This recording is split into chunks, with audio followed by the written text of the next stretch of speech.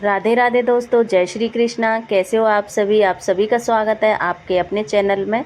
आज थी हमारी लड्डू गोपाल जी की छठी। तो छठी में भोग में बन रहा था सूजी का हलवा और इधर बन रहे थे चावल। और ये छठी जन्माष्टमी के 6 दिन बाद मनाई जाती है, तभी इसे छठी कहा जाता है। और इधर बना रही थी मैं सब्जी और यहाँ पे बन रही है हमारी कढ़ी, क्योंकि कढ़ी चावल का बहुत ही महत्व होता है छठी वाले दिन। और इधर मैंने अपने लड्डू गोपाल को बिठा रखा है। सबसे पहले हम लड्डू गोपाल जी के वस्त्र निकालेंगे और वस्त्र निकालने के बाद हम करेंगे मालिश, जैसे हम बच्चे की करते हैं ना। बच्चा पैदा होता है तो उसके 6 दिन बाद नहलाने से पहले हम उसकी मालिश करते हैं, सेम उसी तरीके से हम अपने लाला की भी मालिश करेंगे। तो यहाँ पे मालिश के लिए मैंने तिल का तेल लिया है। आप चाहें तो आप बादाम या गोला या फिर सरसों का तेल भी यूज कर सकते हैं। अगर तेल नहीं है तो आप घी का भी यूज कर सकते हैं। घी से भी बच्चे की मालिश की जाती है। और मालिश करने के बाद आप कान्हा जी को सबसे पहले दूध में नहलाएं, डुबकी लगा लगा के।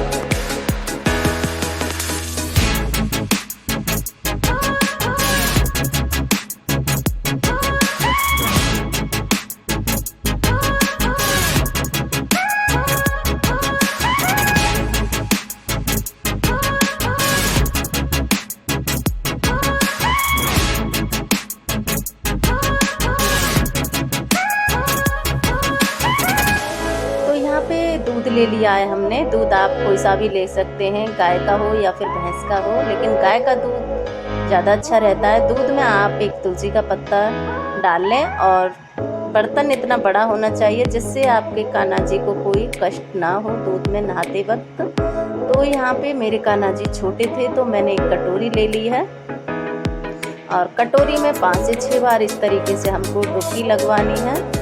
और इस दूध को आप अपने बच्चों को पिलाइए। और आप चाहें तो आप इसकी चाय भी बना सकते हैं, लेकिन किसी भगवान का आप इसका दूध का भोग ना लगाएं। तो यहाँ पे कान्हा जी को हमने अच्छे से नहला लिया है। नहलाने के बाद अब हम क्या करेंगे, कान्हा जी को सादे पानी से नहलाएंगे।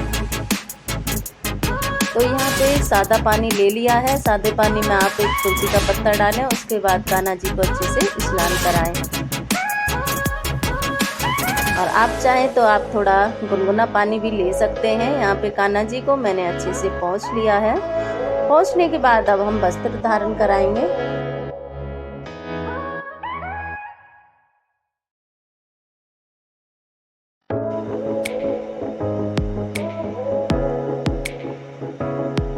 और याद रखें कि छठी वाले दिन हमें अपने लड्डू गोपाल के लिए पीले ही वस्त्र लेने चाहिए और वस्त्र नए होने चाहिए। तो यहाँ पे मैंने कान्हा जी की ड्रेस नहीं ली थी और इस ड्रेस को मैं जन्माष्टमी वाले दिन लेकर आई थी 2 ड्रेस। तो एक ड्रेस मैंने जन्माष्टमी वाले दिन पहना दी थी अपने लड्डू गोपाल को और एक ड्रेस मैं आज पहनाऊंगी। आप जो भी सामान पहनाते हैं लाला को एकदम नया ही पहनाएं, क्योंकि बच्चा जब होता है तो उसको छठी वाले दिन कपड़े हो, नजरिया हो, सारी चीज़ें हम नए ही पहनाते हैं। तो यहाँ पे लाला की ड्रेस मैंने पहना दी है। पहनाने के बाद अब मैं लाला को बिठाऊंगी। तो देखिए यहाँ पे कितने प्यारे लग रहे हैं हमारे लड्डू गोपाल जी। और इसके बाद हल्का सा श्रृंगार कर देंगे अपने लड्डू गोपाल का। तो यहाँ पे श्रृंगार में मैंने हल्की सी लिपस्टिक लगाई थी। तो यहाँ पे बहुत ही हल्की सी लिपस्टिक लगाई थी और उसके बाद यहाँ पे लगाना है हमें चंदन का तिलक। तिलक आप चंदन का ही लगाइए, क्योंकि कान्हा जी को चंदन का तिलक बहुत ही प्रिय होता है। तो यहाँ पे मैंने हल्का सा उंगली से चंदन का तिलक लगा दिया है। और जैसी भी आपके यहाँ पे परंपरा हो, रीति रिवाज हो, उस तरीके से आप लाला की छठी मना सकते हैं। तो यहाँ पे कर ली थी पूजा की तैयारी, साथ में भोग की तैयारी भी। तो भोग में बनाया था कढ़ी चावल, हलवा, आलू की सब्जी, मीठे पुए और पूड़ी थी। और यहाँ पे लाला का भोग लगा दिया है, क्योंकि हमारे छोटे से नन्हे से लड्डू गोपाल को भूख बहुत लगती है। तो भूख लगाने के साथ साथ तब मैं पहनाऊंगी माला। इस माला को भी मैं नया लेकर आई थी, माला को भी, मुकुट को भी। तो यहाँ पे भोग मायने नहीं रखता है कि आपने भोग में क्या बनाया या फिर 56 भोग बनाए हैं, लेकिन लाला के प्रति आपका भाव होना बहुत ही ज़रूरी होता है। तो आप जो भी चीज़ खिलाएं बाबू को उसमें आपका भाव होना चाहिए। तो यहाँ पे मैंने पहनाई है नज़रिया, तो नज़रिया लाई थी मैं वाइट ड्रेस की मैचिंग की। आप चाहें तो आप चांदी की भी नज़रिया ले सकते हैं, या फिर काली जो आती है बच्चे को पहनाते हैं ना छठी वाले दिन, वो वाली भी नज़रिया आप ले सकते हैं। तो यहाँ पे दीपक जला लिया है क्योंकि हम बनाने वाले हैं लाला के लिए काजल। तो काजल बनाने के लिए यहाँ पे आपको मिट्टी के बर्तन का भी आप यूज कर सकते हैं। अगर मिट्टी का बर्तन नहीं है, जैसे मिट्टी का दिवला होता है, मिट्टी का भी बर्तन नहीं है, तो आप पीतल का बर्तन भी ले सकते हैं, छोटी सी कटोरी हो या फिर बेला हो। अगर ये भी नहीं है आपके पास तो छोटी सी चम्मच हो पीतल की, उसे भी साफ़ करके आप काजल बना सकते हैं। इससे बहुत ही अच्छा काजल बनता है और काजल बनाते वक्त हाथ भी नहीं जलते हैं। इस तरीके से आप लो के पास रख दीजिए, इससे बहुत ही अच्छा काजल बनता है।